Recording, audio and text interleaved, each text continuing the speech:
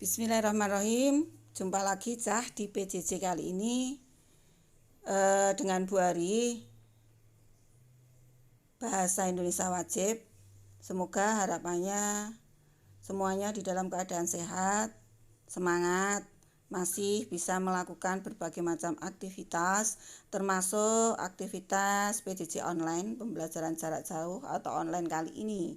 Seperti yang dikatakan Bu Hari kemarin, hari ini itu masuk materi yang pertama di dalam pembelajaran bahasa Indonesia, yaitu surat lamaran pekerjaan. Surat lamaran pekerjaan, langsung saja ya. Nanti akan kita pelajari pengertian, struktur surat, bahasa yang digunakan, sampai pada analisis surat, terakhir membuat surat lamaran pekerjaan. Untuk kali pertama yang akan saya sampaikan yaitu pengertian surat lamaran pekerjaan. Sebenarnya surat lamaran pekerjaan apa? Surat yang ditulis oleh seorang pelamar kerja ditujukan kepada pemberi kerja untuk mendapat pekerjaan seperti yang dimaui oleh pelamar kerja. Itu pengertian surat lamaran pekerjaan. Kemudian sifatnya apa? Sifat surat lamaran pekerjaan itu surat keluarga yang resmi, surat pribadi yang resmi. Mengapa kok pribadi? Karena di situ yang nulis perseorangan, kemudian ditujukan kepada instansi yang biasanya sifatnya resmi. Itu surat lamaran kerja. Kemudian struktur surat lamaran pekerjaan.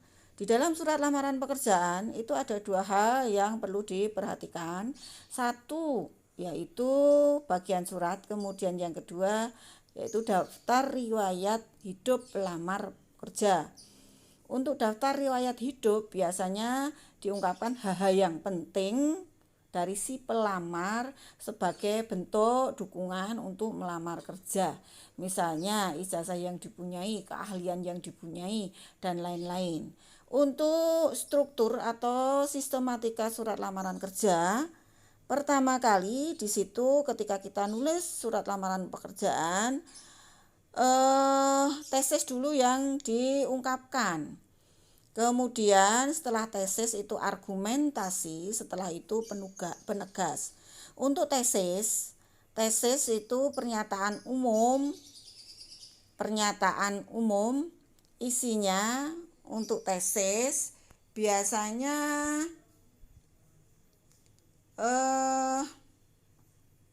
tesis di situ untuk tesis itu biasanya diawali dengan informasi awal pekerjaan yang akan dilamar oleh pelamar. Itu untuk tesis. Kemudian di samping itu tesis juga berisi data pribadi pelamar pekerjaan dan tujuan surat, yaitu ingin melamar pekerjaan. Kemudian tesis itu akan diperkuat dengan argumentasi atau alasan-alasan untuk memperkuat apa yang diungkapkan di dalam tesis. Alasan-alasan surat-surat penting yang dilampirkan untuk memperkuat apa yang sudah diungkapkan di tesis tadi, yang terdiri dari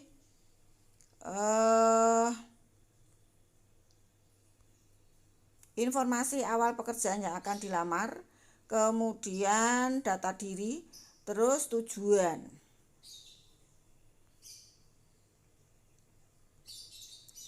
Contoh tesis dalam surat lamaran pekerjaan dapat kamu perhatikan di dalam layar ini.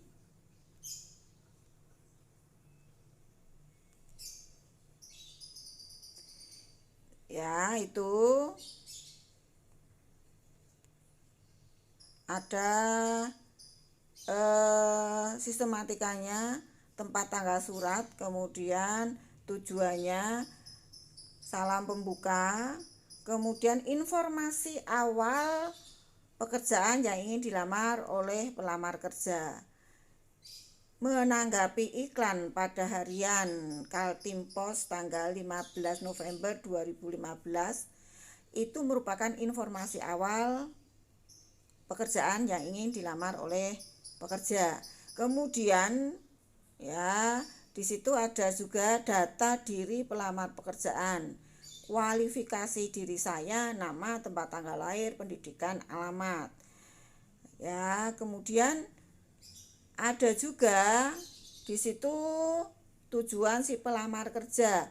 Dengan ini saya akan mengajukan lamaran untuk jabatan supervisor alat berat.